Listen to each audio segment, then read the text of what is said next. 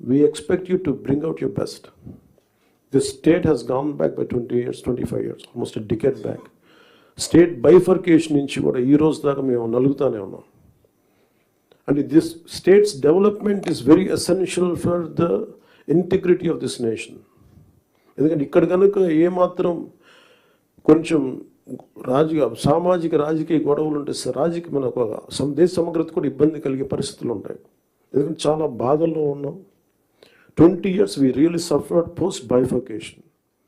అందరం అవమానాలు పడ్డాం, ఇబ్బందులు పడ్డాం, స్టేట్ దాటి మళ్ళీ వచ్చాం. వచ్చిన తర్వాత కింద మీద పడి గవర్నెన్స్ ఏర్పడితే మళ్ళీ కాదు ఇంకో గవర్నమెంట్ వచ్చి బోర్డర్లోకి రావాలంటే కూడా మమ్మల్ని అలౌ చేయని పరిస్థితులు ఇవన్నీ తట్టుకొని దాటుకొని నిలబడి వచ్చాం.